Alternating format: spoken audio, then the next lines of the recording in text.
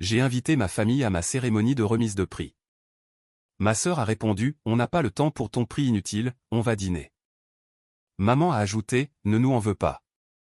Papa a aimé le message. J'ai souri et j'ai dit, c'est d'accord. Ce soir-là, alors qu'ils mangeaient, la diffusion en direct a commencé. Et ceux qui l'ont vu à l'écran les a laissés complètement pétrifiés. Je m'appelle Alain Turner. Et la nuit où ma sœur a qualifié mon prix de stupide, mon téléphone s'est allumé avec une simple notification, qui disait tout sur ma place dans cette famille. Je me tenais dans ma minuscule cuisine, portant encore mon tablier taché, fixant l'email officiel sur mon ordinateur portable qui disait que j'étais sur le point de recevoir la plus grande récompense de ma carrière. Mes mains tremblaient lorsque j'ai ouvert notre conversation de groupe familial, et j'ai tapé, et, j'ai une nouvelle. Je vais recevoir un prix la semaine prochaine. Il y a une cérémonie. C'est diffusé en direct. J'aimerais vraiment que vous puissiez être là. J'ai regardé les 3 petits points apparaître, puis disparaître, puis apparaître à nouveau. Finalement, ma sœur a répondu, nous n'avons pas le temps pour ton prix inutile. Nous allons dîner ce soir-là. Une seconde plus tard, ma mère est intervenue, ne nous en veux pas, chérie. Nous avons déjà fait des réservations. Mon père n'a pas dit un mot. Il a juste aimé le message de ma sœur, comme s'il le co-signait. J'ai fixé l'écran pendant une longue seconde, sentant cette brûlure familière dans ma poitrine, celle que j'avais appris à ravaler depuis que j'étais enfant. Puis, j'ai pris une inspiration, forcé un sourire même si personne ne pouvait le voir, et j'ai répondu, c'est bon. Passez un bon dîner. Ils ont envoyé quelques pouces levés et un emoji qui rit, comme si nous venions de nous mettre d'accord sur quelque chose de trivial, comme si je ne venais pas de les inviter au moment le plus important de ma vie. Ce soir-là, alors qu'ils trinquaient autour de pâtes dans leur restaurant préféré, la diffusion en direct a commencé sur la télé, juste au-dessus de leur tête. Et ce qui a clignoté sur cet écran, au milieu de leur petit dîner parfait, les a tous fait se figer sur leur siège. Si vous voulez savoir comment ce prix stupide s'est transformé en la seule chose qu'ils ne pourraient jamais ignorer, continuez à écouter. Je n'ai pas toujours connu ma place dans cette famille aussi clairement. En grandissant à Portland, dans l'Oregon, je pensais honnêtement que les choses étaient normales, que chaque petite sœur n'était qu'un bruit de fond par rapport au moment fort de sa grande sœur. Ma sœur, Danielle, était la star dès la minute où elle a appris à secouer ses cheveux, et à sourire pour une caméra. Elle avait 5 ans de plus, elle était bruyante, charmante, le genre de fille qui pouvait transformer une virée à l'épicerie en une story complète sur Instagram. Mes parents, Robert et Hélène, disaient qu'ils soutenaient simplement sa confiance en elle. Mais la vérité, c'était que notre maison tournait autour de ses humeurs, de ses horaires, et de ses crises. Quand Danielle n'a pas été prise dans l'équipe de Pom Pom Girls une année, nous avons eu une réunion de famille à ce sujet, suivie de glace et d'un discours d'encouragement. Quand j'ai gagné un concours de cuisine au collège avec une simple recette de poulet rôti que j'avais pratiquée pendant des semaines, ma mère a dit, c'est bien, chérie. Puis, elle s'est tournée pour demander à Danielle comment avançait son projet de groupe. À l'âge de 13 ans, j'avais compris que le seul endroit où je me sentais vu, c'était dans la cuisine. Vous savez, ces enfants qui disparaissent dans les jeux vidéo?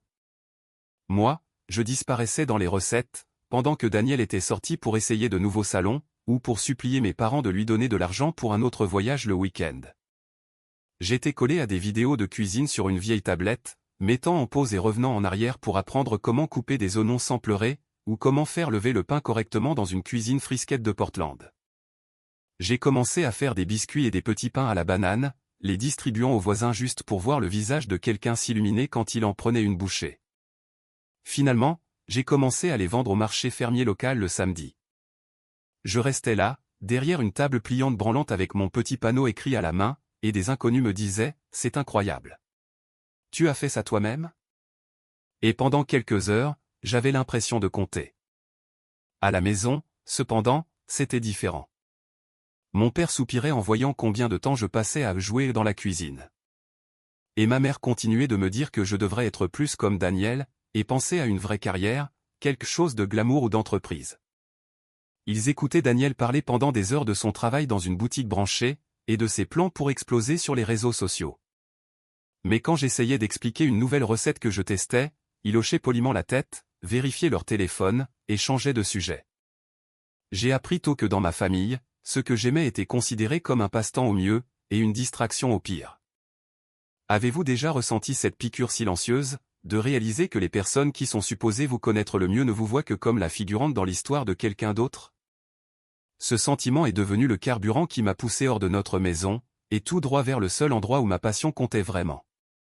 Quitter Portland ressemblait moins à la poursuite d'un rêve, et plus au fait de s'échapper en douce d'une vie qui n'était jamais vraiment la mienne. Quand j'ai été accepté dans un programme culinaire à New York, mes parents ont traité cela comme si je m'étais inscrite à une colonie de vacances prolongées, au lieu d'une école sérieuse. Daniel a plaisanté, alors, tu vas dépenser tout cet argent juste pour apprendre à couper des légumes. Ma mère l'a fait taire, mais elle souriait en le faisant. Mon père m'a serré dans ses bras à l'aéroport et a dit, assure-toi juste d'avoir un plan B, d'accord? Tout le monde ne peut pas réussir dans la restauration. J'ai hoché la tête, mais à l'intérieur, je me suis fait une promesse. Je ne reviendrai jamais comme la fille qu'il pensait être juste en train de jouer au chef. New York était bruyante, chaotique, et d'une certaine manière, exactement ce dont j'avais besoin. Je passais mes journées dans des cuisines brûlantes à l'école. Mes nuits, je travaillais à temps partiel dans un petit café qui sentait l'espresso et le pain frais. J'ai brûlé des plats, je me suis coupé les doigts, j'ai pleuré dans des chambres froides, et je me réveillais quand même chaque matin affamé d'en faire plus. L'un de mes instructeurs m'a recommandé pour un poste dans un restaurant gastronomique à Manhattan, dirigé par le chef Anthony Reyes, un nom que je n'avais vu que dans des magazines sur papier glacé auparavant. Travailler pour lui, c'était comme être jeté dans une tempête. Il criait. Il exigeait la perfection, et il remarquait tout. Mais quand il m'a regardé dresser un simple plat de carottes rôties avec une sauce au yaourt et aux herbes que j'avais peaufiné une douzaine de fois, il s'est arrêté et a dit, « Tu as un point de vue. Ne le perds pas. » Ces 5 mots ont fait plus pour moi que tous les commentaires du genre « Sois plus comme ta sœur » que j'avais entendus à la maison. J'ai commencé à expérimenter des façons de rendre la cuisine réconfortante plus légère, plus fraîche, mais toujours satisfaisante. Un soir après le service, j'ai filmé une courte vidéo dans la minuscule cuisine du personnel, assemblant un burger végétarien grillé avec ma propre vinaigrette maison. Je l'ai posté en ligne sans trop y penser. Une semaine plus tard, la vidéo avait explosé. Les gens me taguaient dans leur recréation, suppliant pour avoir la recette, demandant où ils pouvaient acheter la sauce. C'était la première fois que je réalisais que ma nourriture pouvait exister en dehors de n'importe quelle cuisine où je me trouvais. J'ai commencé à mettre en bouteille de petits lots de ma vinaigrette, la vendant localement sous le nom de Turner Kitchen.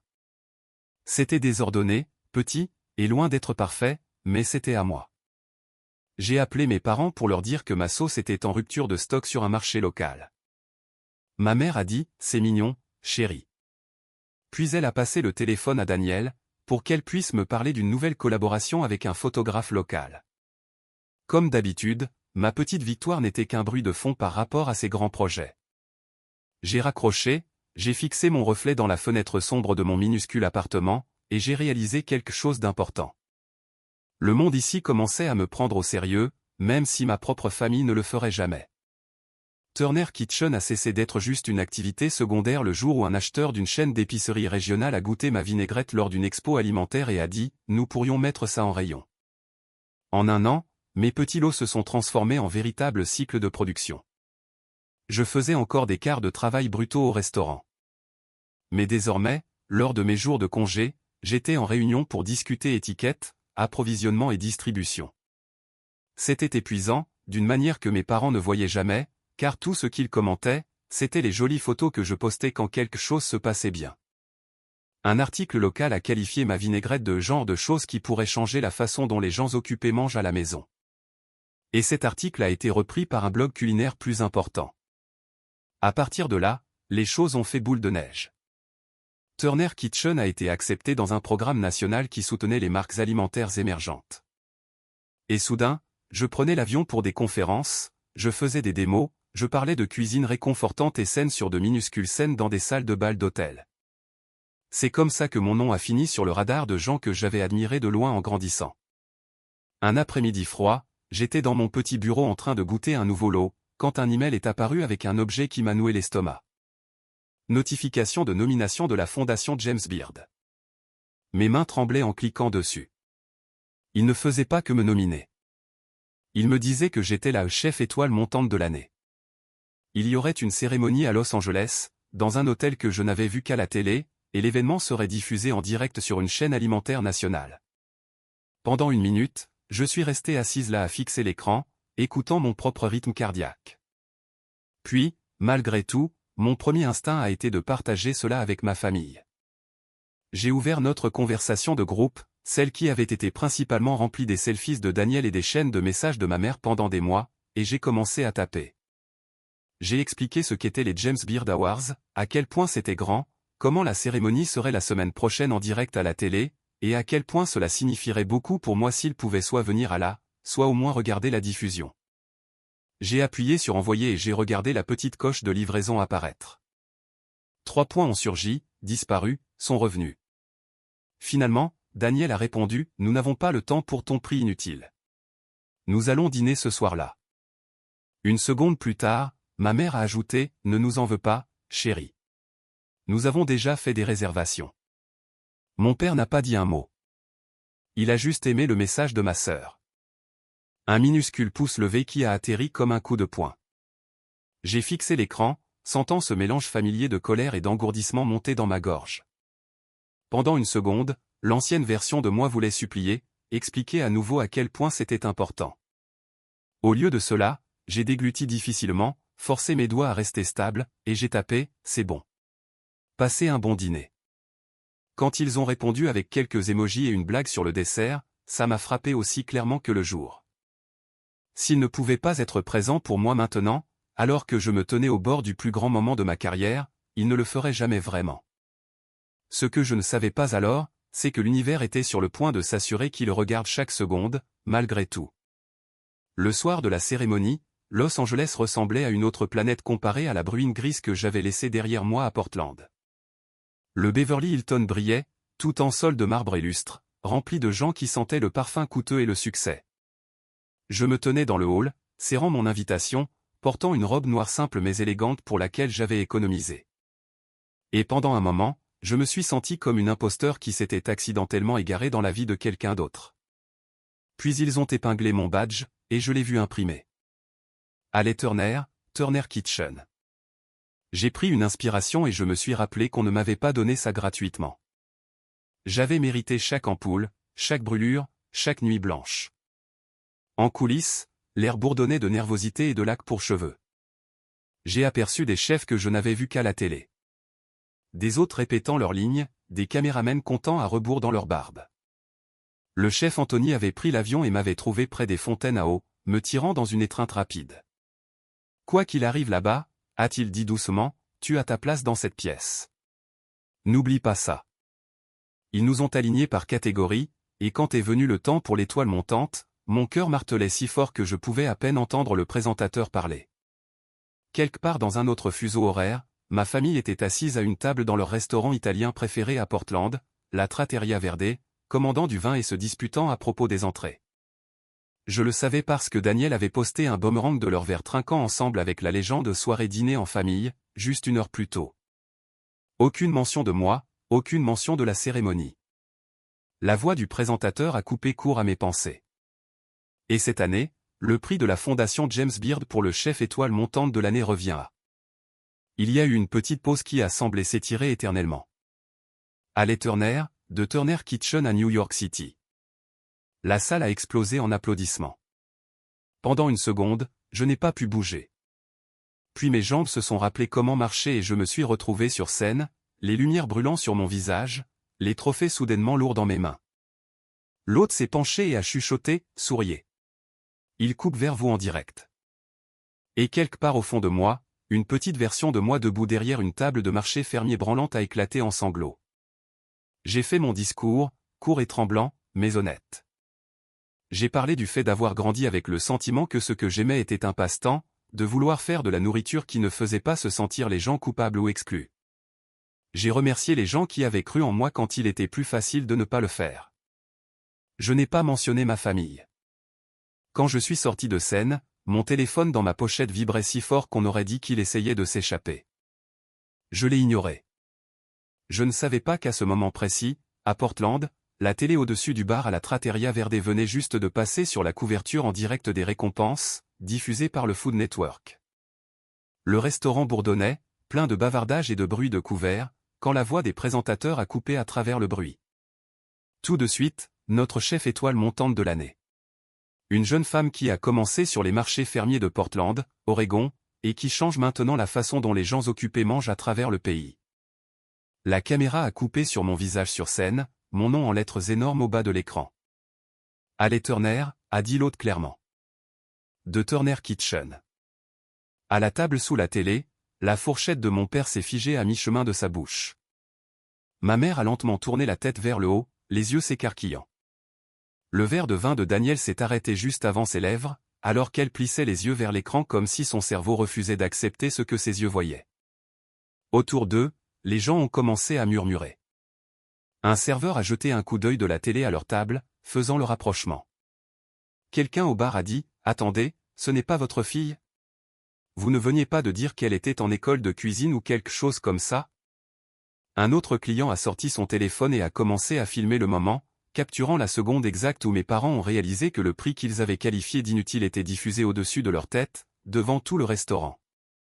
Sur la télé, je souriais et tenais mon trophée, remerciant tous ceux qui avaient soutenu mon parcours.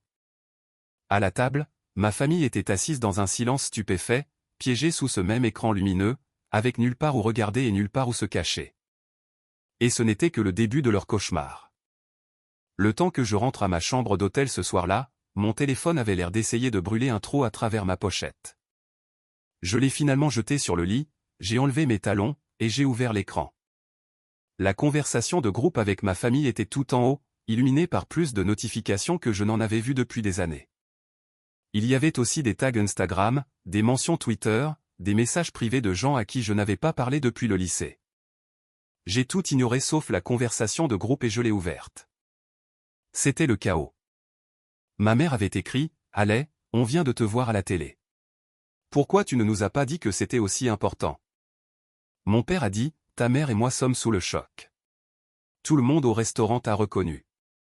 Le propriétaire a monté le volume.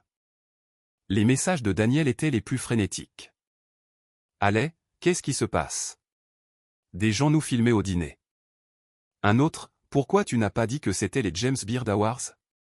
Tu sais à quel point j'ai eu l'air stupide. » Puis une capture d'écran de son Instagram. Des douzaines de commentaires sous son boomerang du dîner.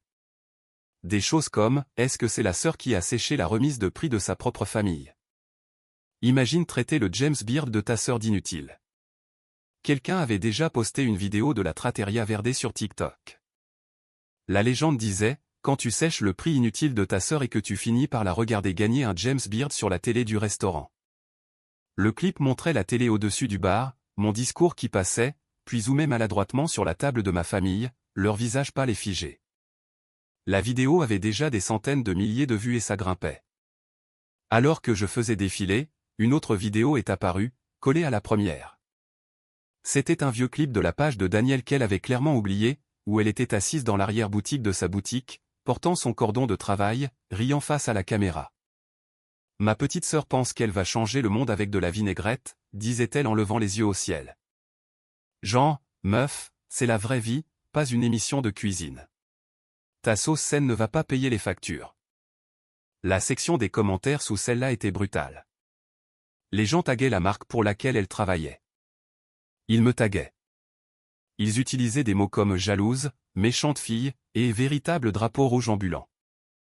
J'étais encore en train d'assimiler tout ça quand mon téléphone s'est allumé avec le nom de Daniel qui appelait. Je l'ai fixé jusqu'à ce qu'il s'arrête, puis j'ai regardé un autre texto arriver. « Réponds, s'il te plaît. » Une partie de moi, l'ancienne partie qui voulait toujours apaiser les choses, a failli rappeler. Au lieu de cela, j'ai posé le téléphone et je suis allé me démaquiller. Quand je lui ai finalement répondu le lendemain matin, c'était parce qu'elle m'attendait dans le hall de l'hôtel. Je l'ai repérée avant qu'elle ne me voie, voûtée sur une chaise, les yeux rouges, les cheveux tirés en un chignon désordonné, au lieu d'être parfaitement coiffée comme d'habitude. Quand elle a levé les yeux et m'a vu, elle s'est levée si vite que son café a failli se renverser. « Allez » a-t-elle dit, la voix brisée. Dieu merci. Nous avons marché vers un coin tranquille, et pour une fois, elle ne s'est pas lancée dans une histoire à propos d'elle-même. Elle a juste lâché, je me suis fait virer. J'ai cligné des yeux. De la boutique ? Elle a hoché la tête, déglutissant difficilement. Ils ont dit que les vidéos donnaient une mauvaise image de la marque. Ils ont dit que je me moquais de toi. Que je me moquais des gens qui essaient de manger sainement. Et maintenant, ils reçoivent des messages privés et de mauvaises critiques. Ils m'ont fait emballer mes affaires devant tout le monde. Un rire amer m'a échappé avant que je ne puisse l'arrêter. Alors maintenant, ma sauce saine affecte ta vraie vie, hein? Elle a tressailli comme si je l'avais frappée. Je sais que j'ai été horrible, a-t-elle dit rapidement. J'étais jalouse, d'accord? Tu t'es vraiment accroché à quelque chose. Tu as vraiment réussi. Je ne pensais pas que ça compterait. Je ne pensais pas que tu irais vraiment aussi loin. Elle a essuyé ses yeux, étalant son mascara. Je suis désolé. Je suis vraiment, vraiment désolé. Je dois recommencer à zéro, et j'espérais que peut-être tu pourrais, je ne sais pas, me présenter à quelqu'un. M'aider à trouver un travail dans ton monde. Voilà, c'était là. Pas juste une excuse, mais une demande. L'ancienne allée aurait plié. Au lieu de cela, j'ai senti un calme s'installer sur moi. Daniel, ai-je dit doucement. Pendant des années, mon travail était une chute de blague pour toi. Mes plus grands objectifs étaient mignons ou inutiles. Tu n'es pas la raison pour laquelle j'ai lancé Turner Kitchen, et tu ne vas pas être la raison pour laquelle l'entreprise embauche qui que ce soit. Elle m'a fixé, stupéfaite. Alors, tu vas juste me laisser couler? J'ai secoué la tête. Non, je vais te laisser nager toute seule, pour une fois. Ses yeux se sont remplis de nouvelles larmes, mais je n'ai pas détourné le regard. J'ai fini d'être la figurante dans ton histoire, ai-je ajouté. Et je ne vais certainement pas laisser ma carrière devenir ton plan de secours maintenant.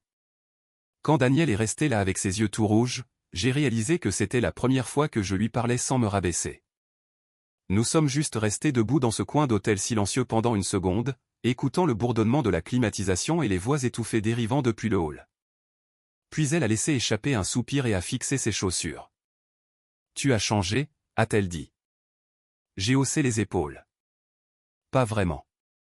J'ai juste arrêté de faire semblant que ce que tu dis ne fait pas mal. Elle a émis ce petit rire sans humour. Alors quoi maintenant?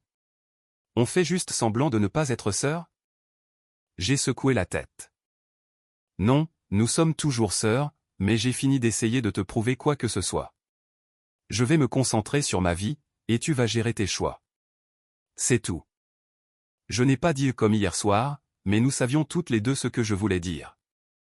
La conversation s'est terminée dans cet espace bizarre et inachevé. Je lui ai donné une étreinte rapide, plus par habitude que par réconfort, puis je me suis dirigé vers l'ascenseur. Alors que les portes se refermaient, je l'ai regardée devenir de plus en plus petite, et pour la première fois de ma vie, je ne me suis pas senti coupable de m'éloigner. Les semaines après les récompenses ont été floues. Une fois cette émission diffusée, Turner Kitchen est passé d'une marque de niche cool à où tout le monde parle soudainement de toi. Ma boîte de réception était folle. Demandes de presse, offres de collaboration, investisseurs aléatoires qui voulaient une part de ce qu'ils pensaient que j'avais. L'un d'eux était Logan Pierce, un gars que je n'avais vu citer que dans des articles sur les startups de nourriture et de boissons. Nous nous sommes rencontrés dans ce minuscule café à la qui avait l'air d'avoir été tiré tout droit de Pinterest. Et après quelques banalités, il a posé son téléphone face contre la table et est devenu sérieux.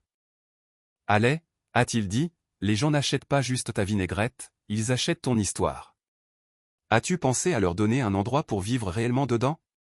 Pas juste un produit, mais un espace. » J'ai pensé à tous ces matins au marché fermier de Portland, debout derrière cette table pliante bancale, espérant que quelqu'un s'arrêterait pour essayer un échantillon. J'ai pensé à toutes les fois où ma famille a balayé mes recettes comme une face dont je finirais par me lasser. Maintenant, voici quelqu'un qui parlait de ma nourriture comme si c'était un monde entier. Ouais, ai-je dit, j'y ai pensé. Je n'ai juste jamais pensé que j'aurais cette chance aussitôt. Logan a souri. Ce n'est pas de la chance. C'est à ça que ça ressemble quand des années de travail apparaissent enfin sur le radar des autres personnes. Alors, nous avons commencé à construire. Ce n'était pas glamour. Il y avait de longues réunions qui ne menaient nulle part, des ébauches de menus qui ne semblaient pas justes, des budgets qui me donnaient mal à la tête, et des planches de design qui étaient déchirées et recommencées. Mais pour une fois, je n'avais pas l'impression de traîner tout le monde derrière moi. J'avais une équipe qui croyait vraiment en ce que je faisais. Ils ne traitaient pas mes idées comme un passe-temps mignon. Ils les traitaient comme une marque.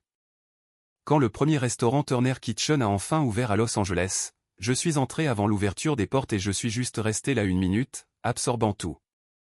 Des tables en bois chaleureux, une cuisine ouverte où les clients pouvaient voir chaque assiette être assemblée. Des étagères alignées avec mes sauces comme de petits soldats.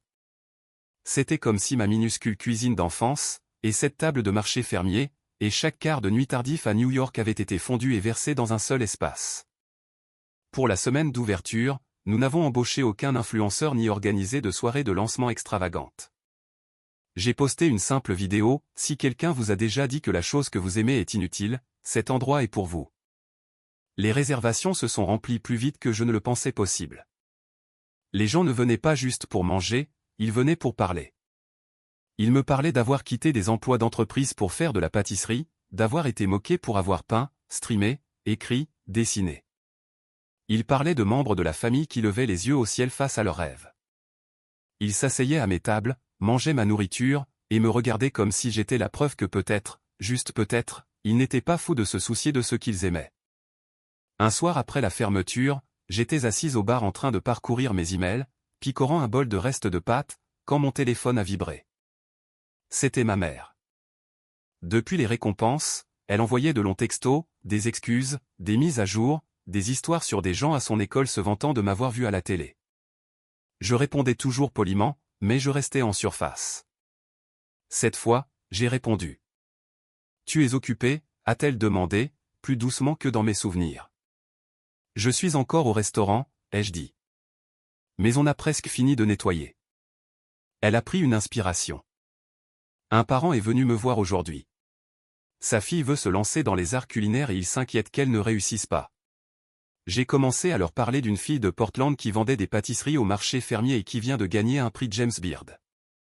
Elle a marqué une pause. Je leur ai parlé de toi. Je me demandais si tu serais d'accord pour lui parler un jour, peut-être sur Zoom. Je suis resté assise là 1 seconde, fixant les rangées de verres suspendus à l'envers au-dessus du bar. Il fut un temps où ce genre de choses m'aurait fait pleurer sur place. Maintenant, tout ce que je ressentais était une chaleur constante. Ouais, ai-je dit, je peux faire ça. Dis-lui d'envoyer un email à mon équipe et on s'arrangera. Je l'ai entendu laisser échapper un soupir comme si elle l'avait retenu toute la journée. Merci, a-t-elle dit. Puis, après un temps, je sais que j'ai beaucoup gâché les choses, allez. Je ne m'attends pas à ce que tu oublies simplement, mais j'essaie de faire mieux. Vraiment. Il y a quelques années, ces mots m'auraient mis à terre. Cette fois, ils se sont installés doucement. Je sais que tu essaies, ai-je dit. Et j'apprécie, mais tu dois comprendre que j'ai construit une vie qui ne dépend pas du fait que vous croyez en moi. Je ne suis plus cet enfant qui supplie d'être vu. Ma mère a émis ce petit rire tremblant. Je pense que c'est peut-être la première fois que je comprends vraiment ça, a-t-elle dit. Après ça, les choses avec mes parents ne sont pas devenues magiquement parfaites, mais elles sont devenues normales d'une manière qu'elles n'avaient jamais été. Mon père a commencé à m'envoyer des photos de repas qu'il cuisinait à partir de mes vidéos. Mauvais éclairage, dressage désordonné, légende comme réussi, avec 3 émojis pouces en l'air. Je le taquinais, mais sous les blagues, j'étais sincèrement fier de lui pour avoir essayé. Quant à Danielle, elle est devenue silencieuse après notre hôtel. J'ai entendu des bribes par ma mère. Elle avait déménagé de son appartement chic du centre-ville, trouvé un appartement moins cher, pris un emploi de vente au détail dans un magasin ordinaire sans lumière annulaire, sans vêtements gratuits, sans événements de marque. La vraie vie, sans filtre. Des mois plus tard, un email est apparu dans ma boîte de réception venant d'une adresse que je ne reconnaissais pas. L'objet disait juste « c'est moi ». C'était de Danielle. Elle n'a pas cherché d'excuses. Elle m'a raconté ce que ça faisait d'emballer son bureau pendant que ses collègues regardaient. Elle a écrit sur le fait d'être assise seule dans un appartement plus petit, réalisant pour la première fois que les likes et les vues n'allaient pas payer le loyer. Elle a dit qu'une de ses nouvelles clientes, une femme plus âgée, était entrée en parlant de comment elle avait commencé à manger plus sainement grâce à cette jeune femme à la télé qui fait de la vinaigrette qui n'a pas le goût d'une punition, et à quel point elle était fière de cette fille. Je savais qu'elle parlait de toi, a écrit Daniel. Je suis resté là à hocher la tête et à penser, j'ai un jour qualifié ce prix de stupide. Je ne m'attends pas à ce que tu répares quoi que ce soit pour moi. Tu ne me dois pas un travail, une mention, ou une seconde chance. Si tu ne réponds jamais à ça, je comprendrai. Je voulais juste que tu saches que je vois ce que j'ai fait maintenant. Et j'essaie d'être quelqu'un qui ne démolit pas les autres juste parce qu'elle a peur de ne jamais être à la hauteur. Je n'ai pas répondu tout de suite. L'ancienne moi se serait précipitée pour répondre, pour réconforter, pour raccommoder les choses. La version de moi qui signait cet email, Halle Turner, chef fondatrice, savait que je n'avais pas à le faire. Je n'étais pas intéressé par la vengeance pour le plaisir de la vengeance. Le but n'était pas de regarder Daniel souffrir. Le but était qu'enfin, les gens devaient vivre avec la réalité qu'ils avaient créée. Un soir après un service chargé, j'ai installé mon téléphone sur le bar et appuyé sur enregistrer, prévoyant de filmer une recette rapide. Mais ce qui est sorti à la place était autre chose. Beaucoup d'entre vous m'ont envoyé des messages disant que leur famille pense que leur rêve est stupide, ai-je commencé. Ils appellent ça une phase, un passe-temps, une perte de temps. J'aimerais pouvoir vous dire que si vous travaillez juste assez dur, ils changeront immédiatement d'avis, mais ce n'est pas toujours comme ça que ça se passe. J'ai parlé du fait d'avoir grandi dans une maison où la chose que j'aimais le plus était traitée comme un bruit de fond. Je n'ai pas traîné ma famille dans la boue en les nommant, mais je n'ai pas non plus édulcoré ce que ça faisait. Voici ce que j'ai appris, ai-je dit. Parfois, les gens qui sont censés croire en vous ne le font tout simplement pas. Pas tout de suite. Peut-être jamais. Ça ne veut pas dire que votre rêve est faux. Ça veut dire que vous devrez peut-être le planter ailleurs d'abord. Sur un marché, dans un minuscule studio, sur une petite chaîne YouTube, peu importe à quoi ça ressemble pour vous. Je leur ai parlé du fait de voir mon visage apparaître sur une télé dans un restaurant où ma propre famille était allée pour éviter mon reprise inutile. Je leur ai dit ce que ça faisait, pas d'une manière mesquine, mais d'une manière c'est la vraie vie. La forme de vengeance la plus douce, ce n'est pas de les regarder s'étouffer avec leurs mots, ai-je dit. C'est de construire une vie si solide, que leur opinion cesse d'être le centre de votre univers. Quand vous vous tenez sur vos deux pieds, soit ils s'adaptent, soit ils ne le font pas. Cette partie dépend d'eux. Votre travail est de continuer à cuisiner, ou écrire, ou dessiner, ou construire. Quelle que soit votre version de la vinaigrette. Cette vidéo a été partagée partout. Les gens taguaient des frères et sœurs, des parents, des partenaires. Certains commentaires venaient d'enfants qui ressemblaient beaucoup à moi à 13 ans. D'autres venaient de parents disant qu'ils repensaient à la façon dont ils parlaient à leurs enfants. Chaque commentaire ressemblait à un petit morceau de preuve que rien de tout cela n'avait été pour rien. Les longues nuits, les rires méprisants, les années passées à être la figurante dans ma propre histoire. Quelques semaines plus tard, après la fermeture un soir, je me tenais seul dans la cuisine. Les lumières tamisées, tout essuyé à sa place. Les casseroles étaient suspendues en une rangée soignée. Les étagères étaient alignées avec des bouteilles Turner Kitchen. La salle à manger au-delà du passe-plat était calme pour la première fois de la journée. J'ai pensé à cette version enfant de moi à Portland, hésitant dans l'embrasure de la porte pendant que ma sœur parlait par-dessus moi, s'entendant dire de sortir de la cuisine et de laisser maman travailler. Si j'avais pu entrer dans ce moment, j'aurais posé mes mains sur ses épaules et je lui aurais dit « Reste. Continue de remuer. Continue de goûter. Un jour, les gens feront la queue pour manger ce que tu fais. Un jour, la même chose dont ils se sont moqués sera la chose qui changera tout. Et peut-être que c'est la vraie leçon enfouie dans tout ce drame et ce gâchis familial. Parfois, les dernières personnes à croire en vous sont celles qui auraient dû être les premières. Vous n'avez pas à les attendre. Vous avez le droit de construire une vie, une entreprise, une histoire qui a du sens pour vous. Même si elle a l'air ridicule pour eux. S'ils finissent par changer d'avis, c'est génial. S'ils ne le font pas, vous êtes toujours celle qui entre dans sa propre cuisine, allume les lumières, et se met au travail. Notre équipe chez Revenge Mangan se consacre à la création d'histoires significatives et bien écrites, qui à la fois divertissent et inspirent. Nous promettons qu'il s'agit d'une œuvre de fiction, conçue uniquement pour partager des leçons de vie et apporter des messages éducatifs utiles à nos téléspectateurs. Ce script met en lumière l'importance de l'estime de soi, des limites saines, et le pouvoir de la croissance personnelle, même lorsque les relations familiales sont douloureuses ou injustes. À travers les erreurs des personnages et leurs conséquences, Les téléspectateurs peuvent réfléchir à l'empathie, au respect, et à la façon dont leurs mots et actions affectent les autres. De cette façon, l'histoire devient non seulement un drame, mais une forme douce d'éducation sur la maturité émotionnelle et le comportement responsable.